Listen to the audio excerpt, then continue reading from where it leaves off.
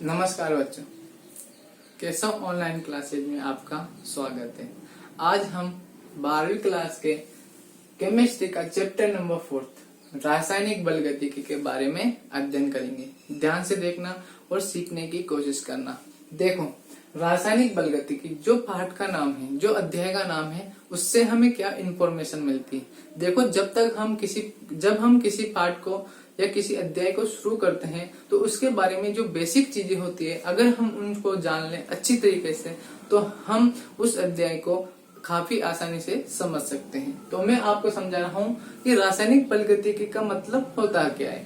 ध्यान से देखना। रासायनिक यानी कि जो हमारी केमिस्ट्री होती है उसमें अनेक सारी अभिक्रियाएं होती है। तो मैंने इधर लिखा रासायनिक अभिक्रियाएं, रासायनिक अभिक्रियाएं हैं। और बताओ, केमिकल काइनेटिक्स का मतलब होता है बच्चों गति की, यानी कि गति। और बताओ, मोशन यानी कि मोशन, और मोशन को कौन बताता है बताओ, वेग। यानी कि जो हम रासायनिक अभिक्रियाएं करा रहे हैं, यानी कि हम जिन रासायनिक अभिक्रियाओं का अध्ययन कर रहे हैं वह रासायनिक अभिक्रियाएं कितनी स्पीड से संपन्न हो रही है, उन रासायनिक अभिक्रियाओं का वेग कितना है, उस वेग के बारे में, यानी कि रासायनिक अभिक्रियाओं के वेग के बारे में जिस अध्याय में हम अध्ययन करते हैं वह रासायनिक बल गतिकी यानी कि केमिकल काइनेटिक्स कहलाती है। इसमें क्या बताया मैंने कि इसमें हम सबसे ज्यादा किसके बारे में अध्ययन करेंगे बताओ, वेग, यानी कि अभिक्रियाओं के वेग के बारे में। अब हमें जानना है कि किस प्रकार से वेग निर्धारित होगा। तो ध्यान से देखिए, मैं आपके सामने एक इक्वेशन लिख रहा हूँ। माना कोई इधर अभिक्रिया शुरू हो रही है, ठीक है। अब बताओ अभिक्रिया शुरू होती कैसे है। कुछ अभिकर्मक यानी कि जो अभिक्रिया में भाग लेते हैं वह उत्पादों में टूटते हैं, इसी को ही हम रिएक्शन यानी कि अभिक्रिया कहते हैं। यानी कि कुछ अभिकारक होते हैं जो अभिक्रिया करके किसमें बदलते हैं बताओ, प्रोडक्ट यानी कि उत्पाद में बदलते हैं, और हम कहते हैं कि रासायनिक अभिक्रिया संपन्न हुई। तो इसी रासायनिक अभिक्रियाओं का वेग हम जिस शाखा में अध्ययन करते हैं, रासायनिक अभिक्रियाओं के वेग के बारे में जिस शाखा में अध्ययन करते हैं वही रासायनिक बल गतिकी कहलाती है। अब मैंने यहाँ पर ये एक इक्वेशन लिखी है, इसे हम कहते हैं अभिकारक, इसे हम कहते हैं उत्पाद। यानी कि धीरे धीरे अभिकर्मक बताओ किसमें रूपांतरित होना स्टार्ट हो जाएंगे, उत्पाद में, और हम कहेंगे कि रासायनिक अभिक्रियाएं संपन्न हुई। तो यह जो रासायनिक अभिक्रिया संपन्न हुई, यानी कि जब अभिकारक धीरे धीरे उत्पाद में बदलना स्टार्ट हुए, यानी कि उसकी कुछ स्पीड रही होगी, यानी कि उसका कुछ वेग रहा होगा, और यही वेग बताओ क्या कहलाता है, रासायनिक अभिक्रिया का वेग कहलाता है। और इसी वेग के बारे में हम जिस अध्याय में अध्ययन करते हैं रासायनिक बल गतिकी कहलाती है। तो इसकी परिभाषा क्या बन सकती है कि रसायन विज्ञान की वह शाखा जिसमें हम अभिक्रिया के वेग के बारे में विस्तार से अध्ययन करते हैं रासायनिक बल गतिकी कहलाती है। अच्छा, हम वेग को कैसे निर्धारित करें, ध्यान से देखना। सामान्य तौर पर वेग का मतलब क्या होता है, ध्यान से देखो। वेग का मतलब होता है बच्चों दूरी बटा समय। हम जानते हैं 11वीं क्लास में हमने फिजिक्स में पढ़ चुके हैं गति के नियम, न्यूटन के वगैरह सब, है ना। तो उसमें आता है वेग यानी कि दूरी, विस्थापन में परिवर्तन की दर, यानी कि विस्थापन बटा समय। अब यहाँ पर ना तो विस्थापन हो रहा है और ना ही दूरी में परिवर्तन हो रहा है, तो फिर किसमें परिवर्तन होगा, उसी की सापेक्ष हम अभिक्रिया वेग को लिखेंगे। तो ध्यान से देखना, यहाँ पर क्या हो रहा है बताओ, जो अभिकारक होते हैं वह धीरे धीरे टूटते हैं और टूट करके किसमें बदलते हैं बताओ, उत्पाद में बदलते हैं। यानी कि अभिकारकों की सांद्रताओं में धीरे धीरे कमी आती जाती है और उत्पादों की सांद्रताओं में धीरे धीरे वृद्धि होती जाती है और अभिक्रिया संपन्न हो जाती है। तो जो वहां पर दूरी का काम कर रहा था बताओ, यानी कि जो वहां पर दूरी, यानी कि दूरी में परिवर्तन हो रहा था, जबकि यहाँ पर किसमें परिवर्तन होगा बताओ, अभिकारकों की या उत्पादों की सांद्रताओं में परिवर्तन होगा। यानी कि हम अभिक्रिया वेग को लिख सकते हैं क्या, हम अभिक्रिया वेग को लिख सकते हैं कि सांद्रताओं में परिवर्तन की दर, यानी कि सांद्रता बटा समय, यानी कि सांद्रताओं में परिवर्तन बटा समय अंतराल, उसी को हम क्या कहते हैं, अभिक्रिया का वेग। अच्छे से आपको समझ में आ गया होगा। यानी कि अभिक्रिया वेग क्या होता है, सांद्रताओं में परिवर्तन की दर बटा समय। अब वो सांद्रताओं में परिवर्तन किसका भी हो सकता है, इसका भी हो सकता है और इसका भी हो सकता है। इसको हम और अधिक आसानी से समझने की कोशिश करें तो ध्यान से देखना। मैंने आपको हम सभी ने एक चीज जरूर देखी होगी, कहीं पिक्चरों में ये चीज आती है, वह एक इस तरह का एक उपकरण होता है जिसमें इधर ऊपर रेत भरी रहती है और इधर ये खाली रहता है, यहाँ पर रेत भरी रहती है, ठीक है। अब जब हम इसको स्टार्ट करते हैं तो धीरे धीरे रेत किधर की तरफ शिफ्ट होने लग जाती है, बताओ, नीचे की ओर। यानी कि अगर हम इसको अभिकारक माने, यानी कि आर माने, और इसको हम प्रोडक्ट माने, तो यह बताओ एक अभिक्रिया की तरफ हुई नहीं हुई, बताओ, हो गई। और अभिक्रिया के जो रिएक्टेंट होते हैं वह धीरे धीरे किसमें बदलने लग जाएंगे, बताओ, उत्पाद में बदलने लग जाएंगे। यानी कि हम अगर इसको अभिक्रिया माने तो बताओ आर के मान में धीरे धीरे कमी होती जाएगी और प्रोडक्ट के मान में धीरे धीरे वृद्धि होती जाएगी, और जितनी रिएक्टेंट में कमी होगी उतनी ही प्रोडक्ट में वृद्धि होगी। यानी कि इनकी सांद्रताओं में जरूर परिवर्तन होगा, और उस सांद्रता में समय के सापेक्ष कितना परिवर्तन हुआ वही तो क्या कहलाता है, अभिक्रिया वेग कहलाता है। तो अभिक्रिया वेग के बारे में आपको पता चल गया होगा कि अभिक्रिया वेग क्या होता है, सांद्रताओं में परिवर्तन बटा समय अंतराल। यानी कि वह जो सांद्रता में परिवर्तन हुआ, उस सांद्रता को परिवर्तित होने के लिए कितना समय लगा। यानी कि सांद्रता में जब मैं समय का भाग दूंगा तो बताओ मुझे क्या प्राप्त होगा, अभिक्रिया वेग प्राप्त होगा। अतः अभिक्रिया वेग की जो सामान्य परिभाषा है वो आपके सामने बन चुकी है कि सांद्रताओं में परिवर्तन की दर बटा समय अंतराल। यहाँ तक आपको अच्छे से समझ में आ गया होगा। देखो ध्यान से, हमने यह पढ़ा कि रासायनिक बल गतिकी की रासायनिक अभिक्रियाओं की वह शाखा, रसायन की वह शाखा जिसमें हम रासायनिक अभिक्रियाओं के वेग के बारे में अध्ययन करते हैं, रासायनिक बल गतिकी कहलाता है। तो सबसे पहले अपन क्या करेंगे, देखो ध्यान से, एक बार मैं वापिस से आपको समझाता हूँ इसको। देखो सबसे पहले अपन ने लिखा कि रसायन विज्ञान की वह शाखा जिसमें हम अभिक्रियाओं की गति के बारे में अध्ययन करते हैं, यानी कि अभिक्रियाओं के वेग के बारे में अध्ययन करते हैं, वही क्या कहलाती है, रासायनिक बल गतिकी कहलाती है। अब देखना ध्यान से, जो वेग होता है वह होता है वेग सांद्रता में परिवर्तन बटा समय अंतराल। अब हमें क्या देखना है कि इसकी परिभाषा क्या बन सकती है, रासायनिक बल गतिकी की परिभाषा क्या बन सकती है। तो ध्यान से देखना कि रसायन विज्ञान की वह शाखा जिसमें हम रासायनिक अभिक्रियाओं के वेग के बारे में विस्तृत से अध्ययन करें, रासायनिक बल गतिकी कहलाती है। अब हो सकता है कुछ कारक हों जो वेग को प्रभावित करते हों, तो उन कारकों के बारे में भी हम अध्ययन करेंगे, और इस अभिक्रिया की जो क्रिया विधि है, यानी कि जो मैकेनिज्म है, किस प्रकार से वह संपन्न होती है, इन तीन चीजों के बारे में हम इस चैप्टर में विस्तार से अध्ययन करेंगे। तो मैं आपके सामने 3 पॉइंट लिख रहा हूँ, उन 3 पॉइंटों को आप आसानी से समझ सकते हो। देखो ध्यान से, मैंने कहा कि रासायनिक बल गतिकी के बारे में हम निम्न 3 बातों पर विस्तार से अध्ययन करेंगे। कौन सी 3 बातें?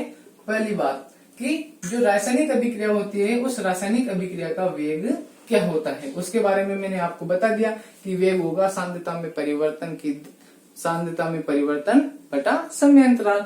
उसके बाद इस अभिक्रिया वेग को कौन कौन प्रभावित कर सकता है, ध्यान से देखना कैसे।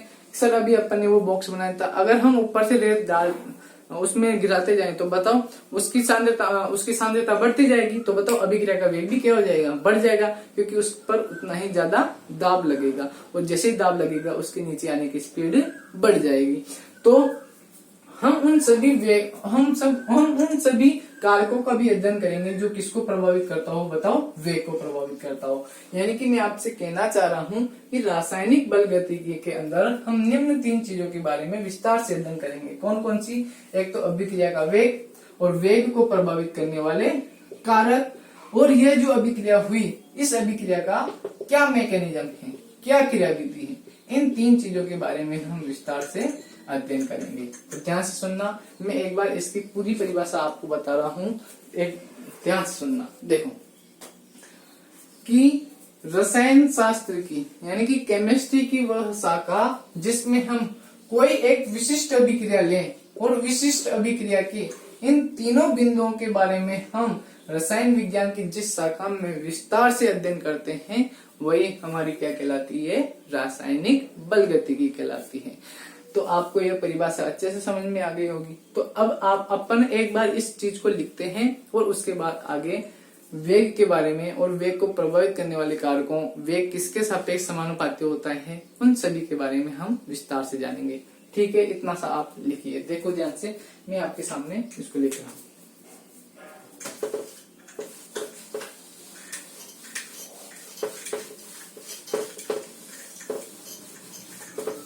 देखना ध्यान से, मैंने यहाँ पर लगाया स्टार। देखो ध्यान से कि इसकी हम परिभाषा लिख रहे हैं। कैसे? रसायन विज्ञान की, आप भी लिखिएगा, रासायनिक विज्ञान की वह शाखा जिसमें हम किसी विशिष्ट अभिक्रिया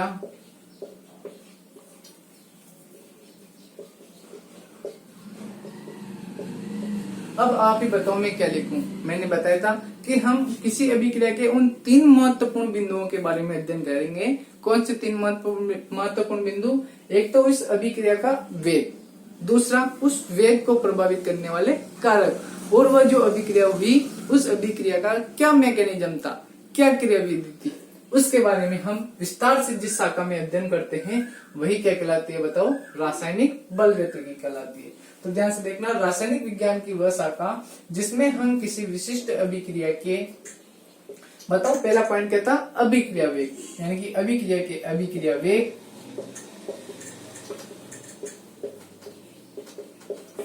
वह इस वेग को प्रभावित करने वाले कारक। तो ये 3 पॉइंट है। सबसे पहले अपन अभिक्रिया वेग के बारे में जानेंगे, फिर अभिक्रिया वेग को प्रभावित करने वाले कारकों के बारे में जानेंगे, फिर उसकी क्रियाविधि के बारे में जानेंगे। तो अभी अपन केवल इसकी परिभाषा लिख रहे हैं। अभिक्रिया के वेग व इस वेग को प्रभावित करने वाले कारक, इस वेग को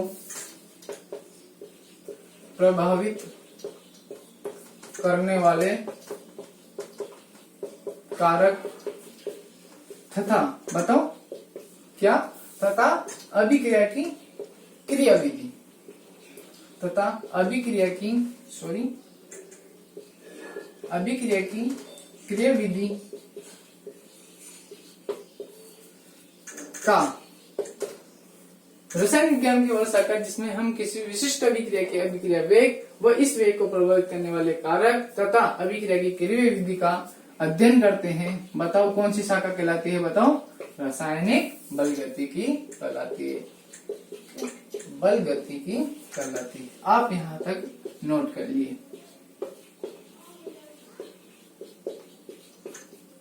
ठीक है, वापस से मैं एक बार रिपीट कर रहा हूँ कि रसायन विज्ञान की वह शाखा जिसमें हम कोई एक विशिष्ट अभिक्रिया लें और उस विशिष्ट अभिक्रिया के अभिक्रिया वेग, उस अभिक्रिया के वेग को प्रभावित करने वाले कारक और उस अभिक्रिया की क्रियाविधि के बारे में विस्तार से जिस शाखा में अध्ययन करते हैं वह शाखा क्या कहलाती है बच्चों?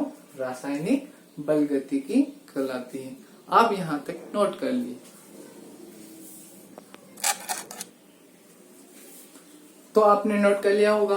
अब ध्यान से देखना, मैंने आपको अभी तक ये बताया कि रासायनिक अभिक्रिया के बारे में हम ये जो 3 चीजें हैं, इन 3 चीजों का जिस शाखा में विस्तार से अध्ययन करते हैं वही क्या कहलाती है? रासायनिक बलगतिकी कहलाती है। मैंने आपको यह भी बता दिया कि जो वेग होता है वह क्या होता है? सांद्रता में परिवर्तन बटा समय, यानी कि एकांक समय में सांद्रता में कितना परिवर्तन हो रहा है वही आपका क्या कहलाएगा? अभिक्रिया वेग कहलाएगा। अब हम कुछ इसके बारे में जानने की कोशिश करते हैं कि अभिक्रियाएं कैसे होती है। ध्यान से देखना, हमने इतनी बात तो कर ली कि अभिक्रिया वेग क्या कहलाता है, लेकिन हमें यह भी पता होना चाहिए कि अभिक्रियाएं किस प्रकार से होती है। यानी कि हमें यह जानना है कि कोई हम जिस रासायनिक अभिक्रिया के बारे में हम अध्ययन कर रहे हैं वह अभिक्रिया होगी भी या नहीं होगी। अच्छा, अगर हो गई तो वह किस स्थान तक जाकर रुकेगी, यानी कि अगर कोई रासायनिक अभिक्रिया हो रही है तो क्या वो पूरी हो जाएगी, यानी कि क्या वो 100% हो जाएगी, या 60% ही हो पाएगी, या फिर 40% ही हो पाएगी। कैसे, यानी कि उसमें साम्य कब आएगा। जैसे कि बताओ, जब साम्य आ जाता है तो उसके बाद क्या रिएक्शन होती है क्या, नहीं, क्योंकि रासायनिक साम्य तब आता है जब जितना अभिकारक क्रिया का उत्पाद में बदलता है उतना ही उत्पाद वापिस से किसमें बदलने लग जाता है, बताओ, अभिकारकों में। तो उसके बाद अभिक्रियाएं बढ़ती नहीं है, यानी कि वहां पर जाकर के अभिक्रिया का वेग क्या हो जाता है, रुक जाता है। यानी कि हमें क्या ज्ञात करना है कि रासायनिक जो अभिक्रियाएं हो रही है वो होगी भी या नहीं, और अगर होगी तो कहां पर जाकर उसका साम्य आएगा, और जो साम्य आया वहां तक अभिक्रिया का वेग क्या होगा। इन 3 पॉइंटों को अपन ध्यान से देखते हैं और समझने की कोशिश कीजिएगा। देखो ध्यान से, मैंने 3 चीजें लिखी। पहली चीज कि हमको जो अभिक्रिया करा रहे हैं क्या वह अभिक्रिया होगी भी या नहीं, यानी कि उसकी हम संभावनाओं को बताएंगे। दूसरा पॉइंट हम यह देखेंगे कि जो हमने रासायनिक अभिक्रिया स्टार्ट की, क्या वो रासायनिक अभिक्रिया शुरू होकर के कहाँ तक जाएगी, यानी कि उसका जो साम्य आएगा वह किस बिंदु पर जाकर आएगा, और जो साम्य आया वह साम्य जब आया वहां तक जो अभिक्रिया का वेग होगा वह क्या रहा होगा। ध्यान से देखना, ये जो चीज होती है आपको पता होगा, आपने केमिस्ट्री में 11th क्लास में सीख चुके हैं कि जो डेल्टा जी होता है ऊष्मागतिकी पार्ट में आता है बच्चों, कि जो डेल्टा जी होता है अगर उसका मान ऋणात्मक हो तो वह अभिक्रियाएं क्या होती है, बताओ, स्वतः संभव होती है। यानी कि वे अभिक्रियाएं जिनके लिए डेल्टा जी का मान माइनस आता है या ऋणात्मक आता है, वे अभिक्रियाएं स्वतः संभव होती है। सर हम इसके बारे में भी यहाँ पे पढ़ेंगे क्या, नहीं, इसके बारे में हम 11th क्लास में पढ़ चुके हैं। तो अपन 3 पॉइंटों के बारे में बात कर रहे हैं बच्चों यहाँ पर। एक तो उसके होने की संभावना, एक उस अभिक्रिया का साम्य कब आएगा, और एक तीसरा उस सामने जो आया उसमें अभिक्रिया का वेग क्या रहा होगा। तो ध्यान से देखना, सबसे पहले हमने देखा कि जो रासायनिक अभिक्रियाएं होती है उनकी संभावनाओं को हम डेल्टा जी की सहायता से बताते हैं, जो हम ऊष्मागतिकी चैप्टर में पढ़ चुके हैं 11th में। तो यहाँ पर उसके बारे में अध्ययन नहीं करेंगे, केवल मैंने आपको लिखाने के लिए ये बताया है। दूसरा साम्य, यानी कि जो रासायनिक साम्य आता है वो कितनी देर बाद आएगा, कब आएगा, या रिएक्शन पूरी हो जाएगी तब आएगा, या रिएक्शन आधी होगी यानी कि 50% होगी तब आएगा, या फिर रिएक्शन शुरू ही नहीं होगी 20% ही हो 30% ही हो तब आएगा। तो बताओ रासायनिक साम्य की जानकारी हम किससे प्राप्त करते हैं, बताओ, ये भी आपने 11th में पढ़ा होगा, केपी और केसी, है ना। तो इसके बारे में भी हम यहाँ पर अध्ययन नहीं करेंगे। तो 2 चीजें अपन की खत्म हो गई। तीसरी चीज क्या है, वेग, यानी कि जो साम्य प्राप्त हुआ वहां पर उस समय तक जहां से अभिक्रिया शुरू हुई वहां से लेकर के जब खत्म हुई वहां तक रासायनिक अभिक्रियाओं का वेग क्या रहा होगा, उसके बारे में हम जिस शाखा में अध्ययन करेंगे वह रासायनिक बल गतिकी होगी, और उसी के बारे में, इस पॉइंट नंबर 3 के बारे में ही हम क्लास 12वीं में पढ़ते हैं। तो मैं आपको 3 बिंदु लिखाना चाहता हूँ क्योंकि ये आपकी सिलेबस में दे रखे हैं। अगर उसने पूछ लिया तो आपको लिखना पड़ेगा कि रासायनिक अभिक्रिया के बारे में हमें क्या क्या जानकारी प्राप्त होनी चाहिए। ठीक है, मैं आपके सामने एक बार इनको लिख रहा हूँ और आप भी लिख लीजिएगा, ठीक है।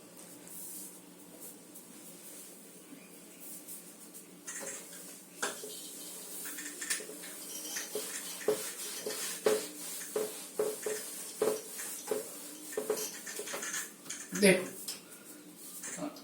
स्टार लगा के लिखना, किसी अभिक्रिया के लिए हमें निम्न 3 जानकारियां होना आवश्यक है। कौन सी 3 जानकारियां, वो जो अभी मैंने आपको पॉइंट लिखाए हैं। कौन कौन सी बताओ। पहला पॉइंट जो हमें उसके डेल्टा जी के बारे में बताए, दूसरा जो हमें उसके साम्य के बारे में बताए यानी कि केपी के बारे में बताए, और तीसरा वह जो केपी आया वहां तक जो समय लगा यानी कि जो उसका वेग रहा, क्योंकि बताओ समय अगर ज्यादा लगेगा तो वेग प्रभावित होगा, और समय कम लगेगा तब भी वेग प्रभावित होगा। यानी कि वो जो केपी आया वहां तक कितना समय लगा उसके बारे में भी हमें जानकारी प्राप्त होना चाहिए। तो मैंने आपको यही चीज बताई है कि डेल्टा जी होता है वो ऋणात्मक होना चाहिए, और इसके बारे में हम 11th क्लास में पढ़ चुके हैं, इसलिए यहाँ पर नहीं पढ़ेंगे। और केपी जो रासायनिक साम्य होता है वो इसके इक्विलिब्रियम को बताता है, इसके बारे में भी हम 11th में पढ़ चुके हैं, इसलिए यहाँ पर नहीं पढ़ेंगे। केवल कौन सा पढ़ेंगे बताओ, भाग वेग, जो हमें रासायनिक अभिक्रिया के वेग के बारे में बताया। ठीक है, इन तीनों पॉइंटों को मैं विस्तार से आपको परिभाषा लिखित रूप से यहाँ पर लिखा देता हूँ, ध्यान से देखना।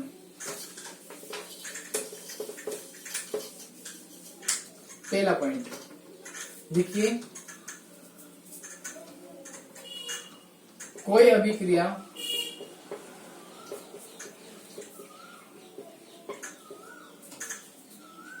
तभी संभव होती है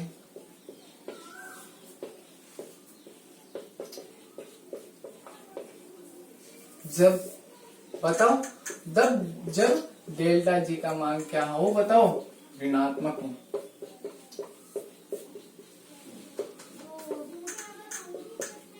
यानी कि कोई भी जो अभिक्रिया होगी रासायनिक अभिक्रिया, उसके होने के लिए क्या होना चाहिए, उसकी डेल्टा जी का मान ऋणात्मक होना चाहिए।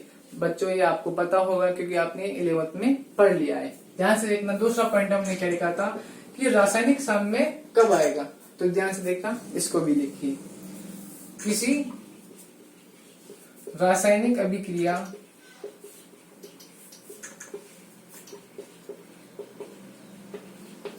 के लिए साम्य अवस्था कब प्राप्त होती है, इसके बारे में भी हमें पता होना चाहिए।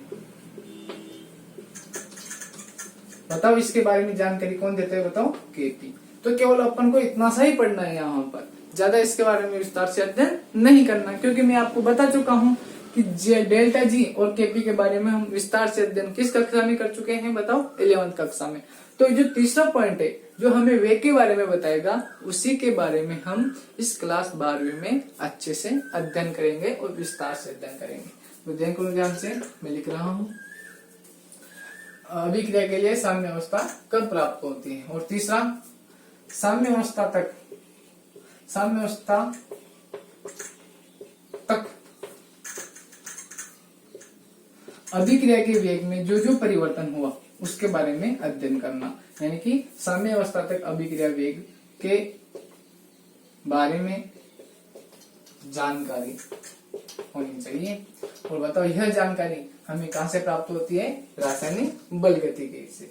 साम्य अवस्था तक अभिक्रिया के वेग के बारे में जानकारी होना, यह तीन चीजें होती है जो हमें किसी भी अभिक्रिया के लिए याद होनी चाहिए, यह जानकारी प्राप्त होनी चाहिए कि वह अभिक्रिया होगी भी या नहीं। हम एक सब पूरा सेटअप जमा लें और वह अभिक्रिया हो ही नहीं तो बताओ क्या फायदा। और दूसरा, हमें उसके बारे में यह भी पता होना चाहिए कि वह जो रासायनिक अभिक्रिया हो रही है उसका साम्य कब आएगा, क्योंकि उसके बाद तो जितना परिवर्तन होता है अभिकारकों में, उतना ही परिवर्तन किसमें हो जाता है, उत्पादों में हो जाता है। और तीसरी चीज, जो साम्य अवस्था आती है वहां तक अभिक्रिया के वेग में क्या क्या डिफरेंस आया, क्या क्या परिवर्तन आया, उसके बारे में भी हमें पता होना चाहिए। तो पहले वाले पॉइंट को भी हम इसमें नहीं पढ़ेंगे, क्यों, हम 11th में पढ़ चुके हैं। दूसरे वाले पॉइंट को बारे में भी हम नहीं पढ़ेंगे क्योंकि हम इसको भी 11th में पढ़ चुके हैं। तो जो तीसरा पॉइंट होता है जो हमें अभिक्रिया के वेग के बारे में बताता है, उसी के बारे में हम यहाँ पर अध्ययन करेंगे। आपने इन तीनों पॉइंटों को अच्छे से लिख लिया होगा। आगे हम चलते हैं, देखो ध्यान से, हमने ये प्राप्त कर लिया। अब मैं आपको एक उदाहरण दूंगा, उससे आपको बहुत अच्छी आसानी इस तरीके से ये चीजें समझ में आ जाएगी कि इसमें चल क्या रहा है। देखो ध्यान से, ये चीजें थी जो कोई फॉल्ट शुरू होता है उसके बारे में लिखाना पड़ता है। देखो, जो हमने अभी अभिक्रिया वेग पढ़ा, बताओ वेग, अभिक्रिया वेग क्या पढ़ा था, बताओ। अभिक्रिया वेग होता है सांद्रता में परिवर्तन बटा समय। ध्यान से देखना और सीखने की कोशिश करना। मैंने यहाँ पर कोई अभिक्रिया लिखी A + B, ठीक है, ए और बी दोनों क्या है, इसके अभिकर्मक है या क्रियाकारक है जो क्रिया में भाग लेते हैं। ठीक है, और ये दोनों मिलकर के कोई सी और डी उत्पाद बना रहे हैं, तो बताओ ये क्या हो जाएंगे, इसके उत्पाद हो जाएंगे। यह एक रिएक्शन है, अभिक्रिया है, जिसके अभिकारक कौन कौन से हैं बताओ, ए और बी, तथा उत्पाद क्या बन रहे हैं, सी और डी। अभी मैंने आपको एक चीज बताई थी, ध्यान से देखना। बताओ जो मैं अभिक्रिया का वेग लिखूंगा, बताओ अगर मैं इसको किसी के समानुपाती बताऊं, यानी कि किसी की सांद्रता के समानुपाती बताऊं, तो ध्यान से देखना, मैं इसके समानुपाती बताऊं या इसके समानुपाती बताऊं, ये हमें देखना है कि मैं क्रियाकारकों की सांद्रता के समानुपाती बताऊं या उत्पादों की सांद्रता के समानुपाती बताऊं। ध्यान से देखना, बताओ जब अभिक्रिया कैसी होती है, क्रियाकारकों के मध्य रिएक्शन होती है और वह कुछ न कुछ करके उत्पाद बनाते हैं। तो ध्यान से देखना, जब अभिक्रिया हुई तो बताओ जैसे ही उत्पाद बना, क्या वो उत्पाद वापस से अभिक्रिया में भाग ले रहे हैं क्या, नहीं, वो तो बन गए और एक तरफ इकट्ठे हो गए, यानी कि उत्पादों का अभिक्रिया के वेग पर कोई प्रभाव नहीं पड़ेगा। केवल वे अभिक्रिया के मान को बता सकते हैं ज्यादा से ज्यादा, लेकिन जो अभिक्रिया का वेग होगा वह किस पे डिपेंड होगा, केवल अभिकारकों की सांद्रता पर। कैसे, अगर हम इनको बढ़ाते जाएंगे तो बताओ अभिक्रिया का वेग भी क्या होता जाएगा, बढ़ता जाएगा, यानी कि जो अभिक्रिया का वेग होता है वह अभिकारकों की सांद्रता के समानुपाती होता है। तो मैंने यहाँ पर एक चीज लिखी कि अभिक्रिया का वेग इज डायरेक्टली प्रोपोर्शनल टू अभिकारकों की सांद्रता, अभिकारकों की सांद्रता। हमारे मन में यह क्वेश्चन जरूर उठना चाहिए कि सर आपने यहाँ पर उत्पादों की सांद्रता को क्यों नहीं लिया। अब मुझे आप ये बताइए कि यह बता क्या रहा है, यह बता रहा है कि जो अभिक्रिया वेग होगा वह किस पर डिपेंड करेगा, यानी कि क्रियाकारकों की सांद्रताओं पर निर्भर करेगा या उत्पादों की सांद्रता पर निर्भर करेगा। तो मैंने आपको बताया कि जब रिएक्शन होती है तो जो उत्पाद बनता है वो वापस से अभिक्रिया में भाग नहीं लेगा, यानी कि अभिक्रिया के वेग को डिस्टर्ब नहीं करेगा। जबकि अगर हम क्रियाकारकों में कुछ परिवर्तन करें तो वह जरूर अभिक्रिया के वेग को प्रभावित करेंगे, क्योंकि वही तो अभिक्रिया को चला रहे हैं। अगर उनमें जो परिवर्तन होगा तो वह डायरेक्ट किस पे इफेक्ट करेंगे बताओ, अभिक्रिया के वेग पर इफेक्ट डालेंगे। इसलिए मैंने क्या लिख दिया कि जो अभिक्रिया का वेग होगा वह किस पर निर्भर करेगा बताओ, अभिकारकों की सांद्रता पर। अर्थात अगर मैंने अभिकारकों की सांद्रता को बढ़ा दिया या घटा दिया तो अभिक्रिया के वेग में भी क्या हो जाएगा, परिवर्तन हो जाएगा। और बच्चों इस नियम को एक विशेष नियम के नाम से जानते हैं, उस नियम का नाम है द्रव्य अनुपाती क्रिया नियम। क्या है, द्रव्य अनुपाती क्रिया नियम। द्रव्य अनुपाती क्रिया नियम क्या कहता है कि जो अभिक्रिया का वेग होता है वह अभिक्रिया में भाग लेने वाले अभिकारकों की सांद्रता के समानुपाती होता है। यह रीजन मैंने आपको बता दिया कि यहाँ पर अभिकारक क्यों आए, क्योंकि उत्पादों की सांद्रता से अभिक्रिया के वेग पर कोई इफेक्ट नहीं पड़ेगा, वो तो बन गए, लेकिन अब बन कौन रहे हैं, मतलब भाग कौन ले रहे हैं, क्रियाकारक। तो क्रियाकारकों पर अगर इफेक्ट पड़ेगा तो जरूर उनकी अभिक्रिया के वेग पे भी क्या होगा, इफेक्ट पड़ेगा। इसलिए मैंने क्या लिख दिया कि अभिक्रिया का वेग इज डायरेक्टली प्रोपोर्शनल टू क्रियाकारकों की सांद्रता। अच्छे से आपको ये चीज समझ में आ चुकी होगी। तो हम कैसे लिखेंगे, ध्यान से देखना, द्रव्य अनुपाती क्रिया नियम। ठीक है, तो अपन हेडिंग डाल करके इसको लिख लेते हैं, आप लिखना, देखो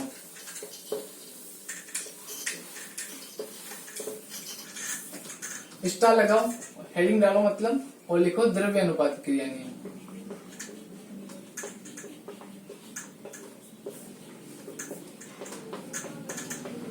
इसमें लिखो, मान लेते हैं कोई रिएक्शन हो रही है A प्लस B, बताओ इससे कोई उत्पाद बन रहे हैं C प्लस D। तो द्रव्य अनुपाती क्रिया नियम क्या कहता है कि इस अभिक्रिया का जो वेग होगा वह किस पे डिपेंड होगा, इसके क्रियाकारकों की सांद्रताओं पर, ना कि उत्पादों की सांद्रताओं पर। अब मुझे आपको ये बताने की आवश्यकता नहीं है कि यहाँ पर उत्पादों की सांद्रता क्यों नहीं आई। ठीक है, तो मैं लिखूंगा कि द्रव्य अनुपाती क्रिया नियम के अनुसार द्रव्य अनुपाती क्रिया नियम के अनुसार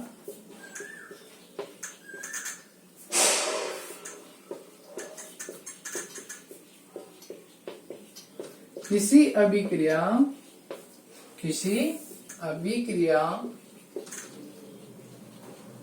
का वेग बताओ किसके सापेक्ष समानुपाती होता है? अभिकारकों की सांद्रता के समानुपाती होता है। तो मैंने लिखा द्रव्यानुपाती क्रिया नियम के अनुसार किसी अभिक्रिया का वेग अभिक्रिया के या अभिकारकों की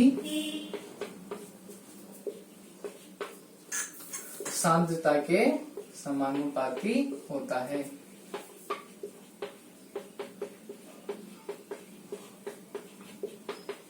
कैसे सर?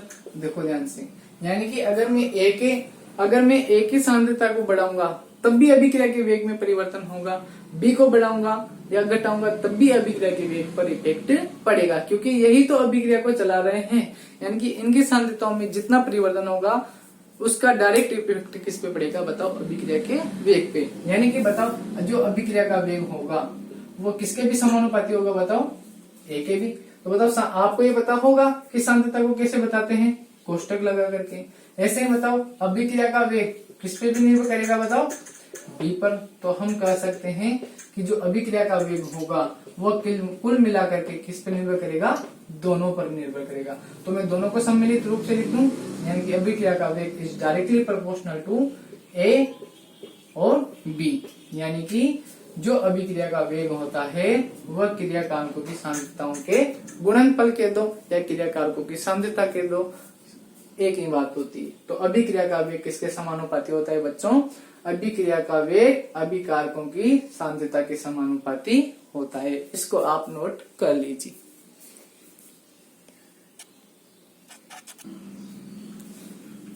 तो ठीक है, आपने ये लिख लिया होगा। ध्यान से देखना, आज के लिए इतना ही काफी है। मैं आपको एक बार वापस से रिवीजन करा रहा हूँ, ठीक है? ध्यान से। सबसे पहले हमने इस अध्याय को स्टार्ट किया था और कहा था कि रासायनिक बलगतिकी शब्द का मतलब क्या होता है, यानी कि रासायनिक विज्ञान की ऐसी शाखा जिसमें हमने उन 3 पॉइंटों के बारे में जिक्र किया था। पहला था, बताओ, एक तो अभिक्रिया का वेग और अभिक्रिया वेग को प्रभावित करने वाले कारक और उस अभिक्रिया की क्रियाविधि, यानी कि रसायन विज्ञान की वह शाखा जिसमें हम किसी विशेष अभिक्रिया के पूरे बायोडाटा, यानी कि अभिक्रिया का वेग, अभिक्रिया वेग को प्रभावित करने वाले कारक और अभिक्रिया की क्रियाविधि के बारे में जिस शाखा में विस्तार से अध्ययन करते हैं वही रासायनिक बलगतिकी कहलाती है। फिर हमने देखा कि कोई अभिक्रिया होगी भी या नहीं होगी, अगर होगी तो किस हद तक होगी, पूरी 100% हो जाएगी या 50% ही होगी या 70% होगी, यानी कि उसमें साम्य कब तक आएगा, उसके बारे में हम कौन बताता है? बताओ, केपी बताता है, रासायनिक साम्य बताता है। फिर हमने देखा तीसरा कि वह रासायनिक अभिक्रिया जो उसने साम्य को प्राप्त किया तब वहां तक जाने में उसका जो अभिक्रिया का वेग होगा उसमें क्या क्या परिवर्तन हुआ उसके बारे में भी हमें जानकारी प्राप्त होनी चाहिए। फिर हमने कहा था कि इन 3 बातों में से हम शुरू की जो 2 बातें हैं उनके बारे में यहाँ पर अध्ययन नहीं करेंगे। क्यों? क्योंकि उसके बारे में हमने 11th क्लास में आसानी से पढ़ लिया था। उसके बाद हम जो तीसरा पॉइंट था अभिक्रिया का वेग, उसके बारे में यहाँ पर अध्ययन करना हमने स्टार्ट किया। फिर हमने यह जाना कि जो वेग होता है वो क्या होता है। वेग ऐसे तो दूरी बटा समय होता है, लेकिन यहाँ पर अभिक्रिया चल रही है इसलिए अभिक्रिया की सांद्रताओं में क्या होगा? अभिकारकों की सांद्रताओं में परिवर्तन होगा। इसलिए यहाँ पर वेग की परिभाषा क्या बन गई? बताओ, सांद्रता बटा समय, यानी कि समय के सापेक्ष सांद्रताओं में जो परिवर्तन होता है वही अभिक्रिया का वेग कहलाता है। फिर हमने यह देखा कि जो कोई अभिक्रिया हो रही है उस अभिक्रिया का जो अभिक्रिया वेग होगा वह किसकी सांद्रताओं के समानुपाती होगा, यानी कि किसकी सांद्रता को मैं बढ़ाऊं या घटाऊं तो अभिक्रिया का वेग बदल जाए। तो हमने देखा कि जो उत्पाद होते हैं वो तो एक बार बनने के बाद वापस से अभिक्रिया में नहीं आते, यानी कि जरूर उनकी रासायनिक अभिक्रिया के वेग में उत्पाद की सांद्रताओं का कोई महत्व नहीं होगा, लेकिन अभिक्रिया का वेग होगा वह अभिकारकों की सांद्रताओं पर जरूर निर्भर करेगा, क्योंकि अगर हमने अभिकारकों की सांद्रता को बढ़ा दिया या घटा दिया तो बताओ इस अभिक्रिया के होने की स्पीड भी क्या हो जाएगी, बढ़ जाएगी। इसलिए हमने लिखा कि जो अभिक्रिया का वेग होगा वह किसके समानुपाती होगा, अभिकारकों की सांद्रता के समानुपाती होगा। ये दोनों क्या है, अभिकारक ही तो है, तो अभिक्रिया का वेग A के भी समानुपाती होगा और अभिक्रिया का वेग B की सांद्रता के भी समानुपाती होगा। इसलिए हमने इस चीज को मिलाकर लिख दिया कि अभिक्रिया का वेग is directly proportional to A और B। यहाँ तक आपको अच्छे से समझ में आ गया होगा, मुझे विश्वास है यहाँ तक आपको। अच्छा, हमने इसको क्या नाम दिया था बताओ, द्रव्य अनुपाती क्रिया नियम। तो एक बार मुझे परिभाषा बता दीजिए द्रव्य अनुपाती क्रिया नियम की। द्रव्य अनुपाती क्रिया नियम के अनुसार क्या होगा बच्चों कि किसी भी अभिक्रिया का जो वेग होगा वह उस अभिक्रिया में भाग लेने वाले कारक यानी कि अभिकारक उनकी सांद्रताओं के क्या होगा बताओ, समानुपाती होगा। तो एक नंबर में अगर ये परिभाषा आ जाए तो आप अच्छे से लिखना, क्या लिखोगे कि द्रव्य अनुपाती क्रिया नियम के अनुसार किसी भी अभिक्रिया का वेग उस अभिक्रिया में भाग लेने वाले अभिकारकों की सांद्रता के समानुपाती होता है। इन 3-4 चीजों के बारे में आज अपन ने विस्तार से जाना। मुझे विश्वास है आपको अच्छे से समझ में आ गया होगा। अगले वीडियो में हम इसके बारे में चर्चा करते हैं। Take care.